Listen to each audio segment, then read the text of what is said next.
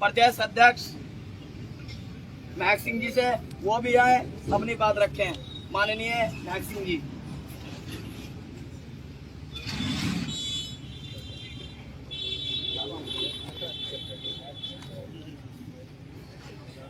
बैठ जाओ भाई। ओए जाओ, आ जाओ भाई। अरे वो हमारे हैं, वो छोड़ दो आप। जाओ चलो। अरे हमारे ही वो हमारे को ध्यान आपके 5 किलोमीटर का दिखा लीला पटका। ओए ठीक है ना सुन। बैठ भाई, माइक खोल लो ना। जय भीम। जय भीम। साथियों, अब चुप होकर मेरी बात को सुन लो। थोड़ी देर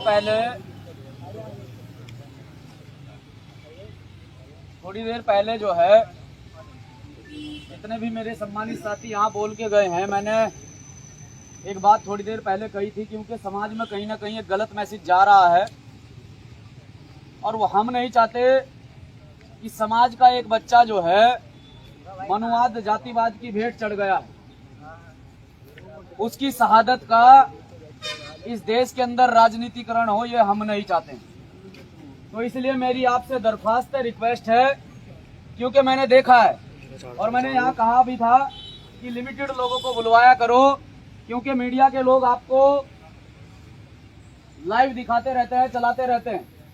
नगर निगम पर एक आंदोलन हुआ, नगर निगम पर एक प्रोटेस्ट हुआ और उस प्रोटेस्ट में जो इस प्रदेश के दिग्गज नेता हैं, उनके द्वारा मीडिया के माध्यम से ये कहा गया कि देश में 75वां गणतंत्र दिवस मनाया गया।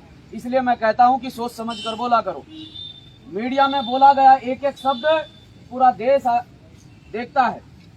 तो जितने भी साथियों ने यहाँ अपनी बात रखी, आपका सम्मान करते हुए हम नहीं चाहते हैं कि किसी भी प्रकार से, क्योंकि हमारे पास में माध्यम है, हमारे पास में भाई एडवोकेट चंद्रशेखर आजाद, संस्थापक भीम आर्मी भारत एकता मिशन, उन्होंने हमें एक सामाजिक प्लेटफॉर्म दिया है, एक सामाजिक संगठन दिया है, जिसके माध्यम से हम समाज के वो सारे मुद्दे उठा सकते हैं जहां कहीं ना कहीं जातिगत भेदभाव हुआ है। तो मैं आपसे आग्रह करता हूं कि आज जितने भी साथी इस आंदोलन में पहुंचे हैं, वो किसी भी प्रकार से कोई राजनीतिक नारा, किसी भी व्यक्ति से संबंधित या पार्टी का नारा नहीं लगाएगा। सहमत हो? पार्टी का नारा नहीं लगाएगा। हम पूरी तरह से भाई इंद्र मेघवाल और उनके परिवार के साथ में पूरी ईमानदारी से खड़े हैं कि जब तक इंद्र मेघवाल को न्याय नहीं मिलेगा, तब तक भीम आर्मी का प्रत्येक बच्चा ऐसे ही सड़क पर डटा रहेगा। जितने भी साथियों ने इस आंदोलन में अपना योगदान दिया, कुछ साथियों का कहना यह है, मैं भी पिछले 7 साल से कार्य कर रहा हूं। आंदोलन जो भी होता है वो रैंडमली होता है, अचानक से आंदोलन होता है। आंदोलन ही आप लोगों की पहचान है। कुछ लोग ये कह देते हैं कि जी एकदम से आंदोलन रख दिया। यही तो भीम आर्मी का नाम है, यही तो भीम आर्मी है कि 1 घंटे के अंदर भीम आर्मी आंदोलन कर देती है। योजना बनाकर रैलियां की जाती हैं, योजना बनाकर बड़े बड़े मंच सजाए जाते हैं, योजना बनाकर समाज पर हो रहे शोषण अत्याचार की लड़ाई नहीं लड़ी जाती है। ये लड़ाई जो आप लोग लड़ रहे हैं, आपको किसको खबर थी कि एक समाज के बच्चे को मटकी छूने पर मार दिया जाएगा, पीट दिया जाएगा? क्या आप लोगों को खबर थी? इसके लिए आप योजना बनाते। कोई घटना अचानक से हुई और अचानक से उस घटना पर आपने प्रतिक्रिया दी, तो आपको आंदोलन भी अचानक से ही करना पड़ेगा। जितने भी साथी इस आंदोलन में पहुंचे हैं, आप सभी साथियों का धन्यवाद, आभार तो नहीं करूंगा, क्योंकि बहुत पीड़ा है उस बच्चे की और इस समाज की। हमारे नेता को, जिस नेता को कल राजस्थान प्रशासन के द्वारा अरेस्ट किया गया, हम लोग भी राजस्थान पहुंच रहे थे, लेकिन दिल्ली से पहले ही हमारे पास कॉल आ जाता है कि आप लोग वापस चले जाइए, क्योंकि यहाँ माहौल ऐसा बना दिया गया है कि 6-6, 7-7 जिलों की पुलिस लगा दी गई है और आप लोगों को बॉर्डर क्रॉस नहीं करने दिया जाएगा।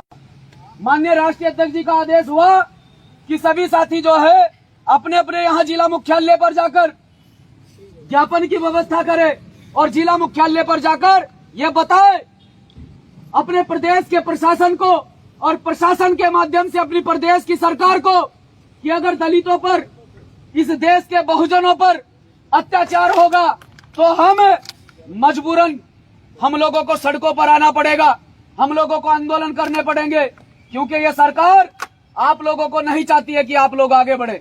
ये पूरी तरह से आपके अधिकारों का हनन करना चाहती है, पूरी तरह से बाबा साहब डॉक्टर भीमराव अंबेडकर का संविधान इस देश से खत्म करना चाहती है। क्योंकि साथियों, जब बाबा साहब प्राथमिक शिक्षा प्राप्त कर रहे थे तब ऐसी ऐसी जानकारी जो हमें किताबों के माध्यम से मिली कि जब बाबा साहब प्राथमिक शिक्षा प्राप्त कर रहे थे तो तब ऐसी घटनाएं घटती थी कि चप्पलों में बैठकर बाबा साहब डॉक्टर अंबेडकर शिक्षा लिया करते थे और मटके को छूने की तो बात दूर की है, पानी के मटके को देखने का अधिकार भी नहीं था। बाबा साहब ने इसके लिए संघर्ष किया, एक लक्ष्य निर्धारित किया और उस उद्देश्य से काम किया कि बाबा साहब ने इस देश को, इस देश की आवाम को, इस देश के बहुजन समाज को 20 मार्च 1927 को महान आंदोलन करके इस देश के बहुजन समाज को पानी पीने, स्वच्छ पानी पीने का अधिकार दिलवाया। लेकिन साथियों, आप सोचकर देखो कि ये लोग किस व्यवस्था को लागू करना चाहते हैं। हमारे लोग आपस में लड़ते रहते हैं, आपस में झगड़ते रहते हैं। कभी आपने सोचा, आपने देखा है कि ये किस व्यवस्था को लागू करना चाहते हैं? ये वही सुंग वाली व्यवस्था को लागू करना चाहते हैं। ये पुनः इस देश के अंदर मनुस्मृति लागू करना चाहते हैं, क्योंकि ये प्रमाण है, ये राजस्थान की घटना प्रमाण है। ऐसी बहुत सारी घटनाएं, चाहे वो जितेंद्र मेघवाल हो, चाहे वो हाथरस की घटना हो, चाहे वो लखनऊ की घटना हो, चाहे वो दिल्ली की घटना हो, ऐसी बहुत सारी घटनाएं घटी कि ये आप लोगों को चेता रहे हैं, आप लोगों को चैलेंज कर रहे हैं कि इस देश के अंदर इसी तरह से इस बहुजन समाज को मारा जाएगा, पीटा जाएगा और तुम लोग हमारा कुछ नहीं बिगाड़ पाओगे।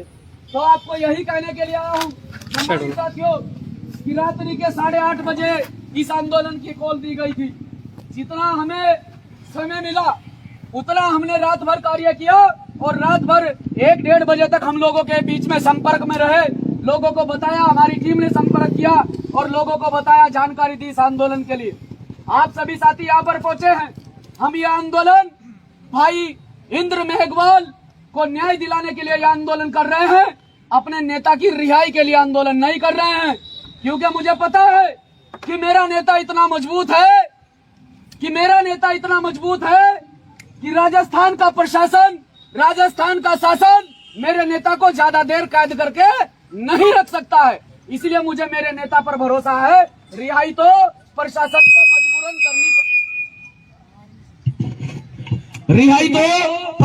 को मजबूरन करनी पड़ेगी, फर्क नहीं पड़ता है, क्योंकि मेरा नेता बड़ा मजबूत नेता है, निडर नेता है, ईमानदार नेता है, मेहनती नेता है। इसलिए कोई फर्क नहीं पड़ता है, तुम डिटेन करो, तुम अरेस्ट करो, तुम इस आंदोलन को खत्म करना चाहते हो, लेकिन भाई एडवोकेट चंद्रशेखर आजाद का आपको आदेश, भाई विनय रतन सिंह का आपको आदेश कि यह आंदोलन किसी भी स्तर से खत्म नहीं होना चाहिए।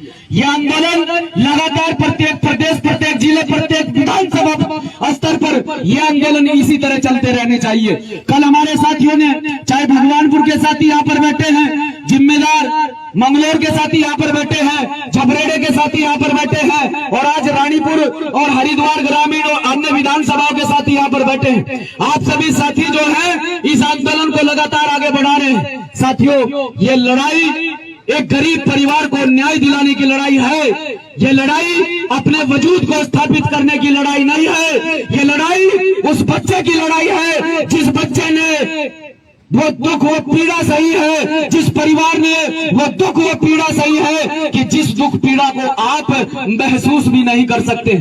तो आप सभी साथियों को यही कहना चाहता हूं, क्योंकि बहुत दुख हुआ, समाज के नेताओं को देखकर बड़ा दुख हुआ कि वैसे तो जहां इन्हें मौका मिलता है भाई चंद्रशेखर आजाद की टांग खींचने पर तैयार रहते हैं, लेकिन समाज के एक बच्चे की लाश का, समाज के एक बच्चे, जिस बच्चे ने शहादत दी, उस शहादत का राजनीतिकरण किया गया इसी प्रदेश, इसी जिले के अंदर, और बड़े बड़े होर्डिंग बैनर पोस्टर लगाए गए कि फलानी विधानसभा से फलानी जिला पंचायत सीट का भावी उम्मीदवार, अरे मैं कहता हूँ डूब कर मर जाओ तुम लोग।